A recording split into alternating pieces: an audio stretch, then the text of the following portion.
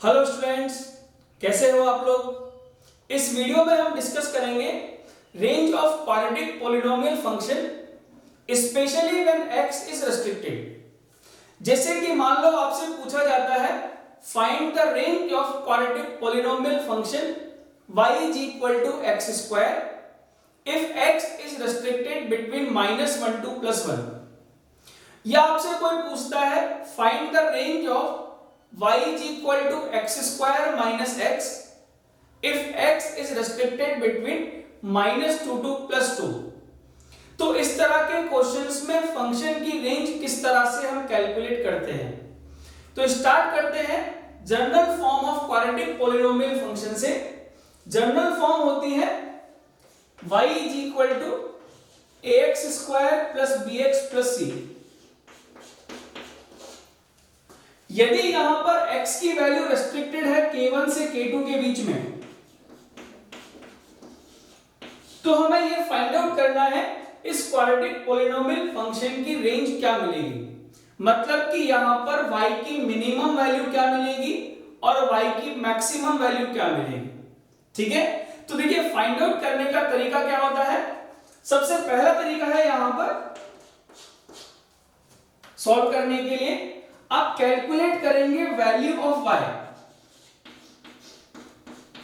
Eight x is equal to k1।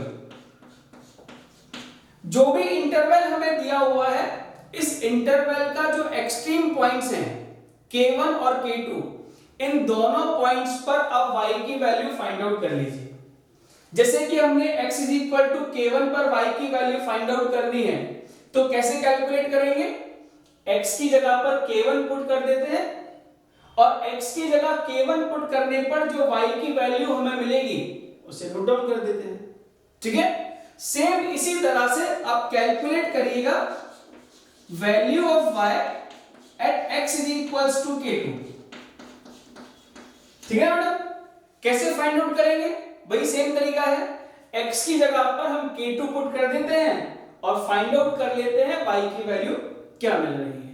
ठीक है, k1 and k2 are the extreme points of the interval, इसलिए इन दोनों points पर हम वैल्यू कैलकुलेट करते हैं।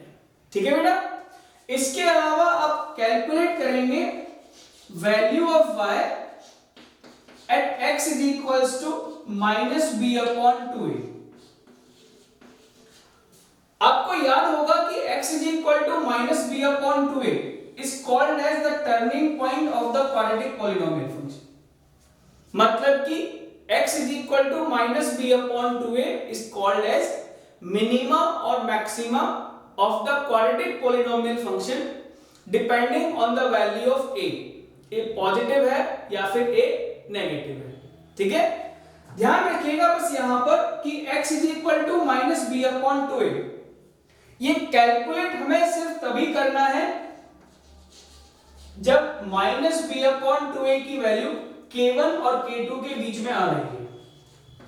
If -b/2a is lie between k1 and k2, यदि -b/2a की वैल्यू k1 और k2 के बीच में नहीं है तो इसे कैलकुलेट करने की जरूरत नहीं है।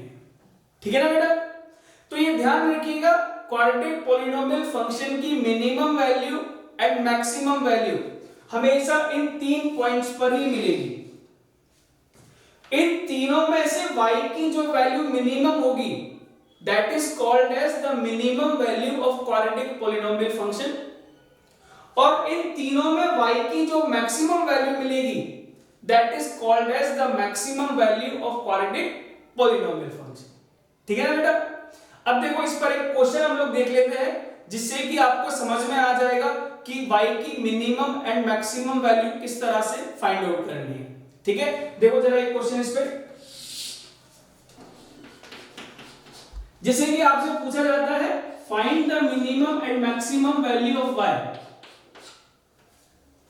if y is a quadratic polynomial function x square minus x, especially when x is restricted between -2 to +2। तो देखिए मिनिमम एंड मैक्सिमम वैल्यू को फाइंड करने का तरीका यहां पर क्या रहेगा। ठीक है, सबसे पहले तो आपको y की वैल्यू फाइंड आउट करनी है इन एक्सट्रीम पॉइंट्स पर, k1 पर और k2 पर। तो आप बता सकते हैं value of y at x is equals to -2 पर क्या मिलेगी, k1 की वैल्यू कितनी है -2, ठीक है ना। तो -2 पर वैल्यू को फाइंड करने का तरीका क्या है, x की जगह -2 यहां पर पुट कर देते हैं।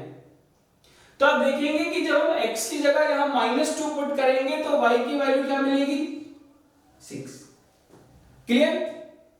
इसी तरह से आप कैलकुलेट करेंगे value of y at x is equal to k2, और k2 की वैल्यू कितनी है यहां पर 2, क्लियर। तो जरा बताओ तो x इज इक्वल टू 2 पर y की वैल्यू कितनी आ रही है 4 - 2 विच इज इक्वल टू 2, ठीक है। k1 और k2 के अलावा आपको फाइंड आउट करना है value at x is equal to -b/2a, लेकिन ये ध्यान रखिएगा कि -b/2a पर वैल्यू आपको कैलकुलेट सिर्फ तभी करनी है जब -b/2a k1 और k2 के बीच में लाई करता है, ठीक है। तो पहले हम फाइंड आउट कर लेते हैं -b/2a की वैल्यू है कितनी, कैसे कैलकुलेट करेंगे। जब आप इस क्वाड्रेटिक पॉलिनोमियल को कंपेयर करेंगे general form of quadratic polynomial से, तो आप पाएंगे कि यहां पर a की वैल्यू 1 है, b की वैल्यू -1 है और c की वैल्यू 0 है। यदि इन वैल्यूज को यहां पे पुट करते हैं, माइनस टाइम्स b की वैल्यू है -1 डिवाइडेड बाय 2 टाइम्स a की वैल्यू है +1, तो आप देखेंगे कि -b/2a हमें मिलेगा 1/2 के बराबर, क्लियर। अब चूंकि 1/2 इज लाई बिटवीन -2 एंड +2, इन दोनों के बीच में लाई करता है, ठीक है।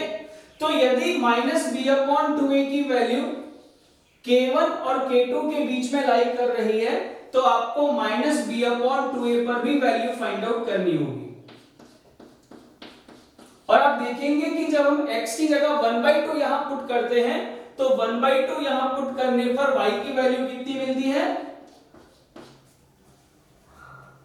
क्लियर हुआ। यदि आपने ये तीनों वैल्यूज कैलकुलेट कर ली हैं तो ध्यान रखिएगा इन तीनों में से जो वैल्यू मिनिमम है, कौन सी है minimum value, -1/4, that is called as the minimum value of quadratic polynomial function जो दिया हुआ है। और इन तीनों में जो वैल्यू मैक्सिमम है that is called as the maximum value of quadratic polynomial function, ठीक है। समझ में आया कैसे कैलकुलेट करना है, y की मिनिमम वैल्यू क्या है और मैक्सिमम वैल्यू क्या है जब x रेस्ट्रिक्टेड है बिटवीन -2 एंड +2, ठीक है बेटा। एक और एग्जांपल देख लेते हैं किस तरह से फाइंड आउट करना है range of quadratic polynomial function. जैसे कि मान लेते हैं कि हम फाइंड आउट करना चाहते हैं range of y is equal to x² - 4x + 3, ठीक है बेटा। कंडीशन है कि यदि x रेस्ट्रिक्टेड है in the interval -1 to +1, range क्या मिलेगा, ठीक है ना। तो जैसे कि आपने देखा है तरीका बहुत सिंपल सा है रेंज को फाइंड आउट करने का। सबसे पहले आपको वैल्यू फाइंड आउट करनी है y की, कहां पर, x is equal to k1 पर, जो कितना दिया हुआ है -1, ठीक है।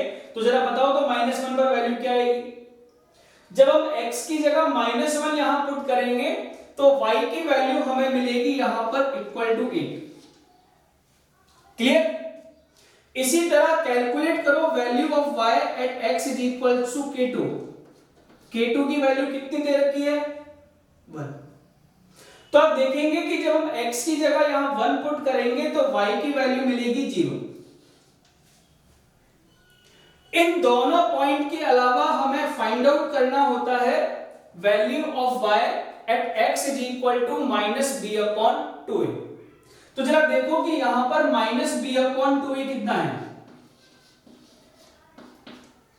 आपको मालूम है यहां पर a की वैल्यू कितनी है, b की वैल्यू कितनी है और c की वैल्यू कितनी है। जब आप इस क्वाड्रेटिक पॉलिनोमियल को कंपेयर करेंगे जनरल फॉर्म से तो आप पाएंगे कि यहाँ a की वैल्यू तो है 1, b की वैल्यू है -4 और c की वैल्यू है 3। तो जरा पुट कर दे वैल्यूज, डिवाइडेड बाय 2a, तो -b/2a यहां से कितना हो जाएगा 2 के बराबर। अभी ध्यान रखिएगा, चूंकि -b/2a की वैल्यू कितनी आ रही है 2, जबकि इंटरवल हमें क्या दिया हुआ है -1 to +1। तो यदि -b/2a की वैल्यू इस इंटरवल में लाई नहीं कर रही है तो आपको -b/2a पर वैल्यू कैलकुलेट करने की जरूरत नहीं है। ठीक है, आपका काम सिर्फ इन दोनों वैल्यू से चल जाएगा। इन दोनों वैल्यूज में से जो वैल्यू मिनिमम है that is called as the minimum value of quadratic polynomial function, और इन दोनों में जो वैल्यू मैक्सिमम होगी this is called as the maximum value of quadratic polynomial function. हम इजीली डिफाइन कर सकते हैं। क्लियर हो गया बेटा? समझ में आ गया तरीका किस तरह से वैल्यू फाइंड आउट करेंगे, minimum and maximum value of quadratic polynomial function specially when x is restricted. अब हमारे दिमाग में ये क्वेश्चन उठता है कि भाई ये जो हम कर रहे हैं ये क्यों कर रहे हैं, ये जो मिनिमम एंड मैक्सिमम वैल्यू आती है ये इन पॉइंट्स पर क्यों आती है। ठीक है, तो वो भी हम लोग समझ लेते हैं किस तरह से ये वैल्यूज आती हैं, जिससे कि आपको क्लियर हो जाए, चीज समझ में आ जाए कंसेप्ट क्या है।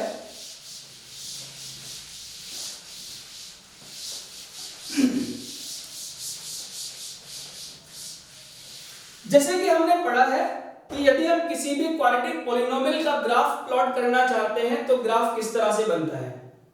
जब a की वैल्यू पॉजिटिव होती है तो ग्राफ अपवर्ड ओपनिंग बनता है, और जब a नेगेटिव होता है तो ग्राफ डाउनवर्ड ओपनिंग बनता है। तो मैं पहला केस यहां कंसीडर करता हूं कि यदि a की वैल्यू पॉजिटिव है, ठीक है, तो फाइंड आउट करना चाहते हैं range of this quadratic polynomial function if x is lying in the interval k1 to k2। ठीक है, तो ध्यान दो कि जब a की वैल्यू पॉजिटिव होती है तो क्वाड्रेटिक पॉलिनोमियल का जो ग्राफ है वो अपवर्ड ओपनिंग बनता है।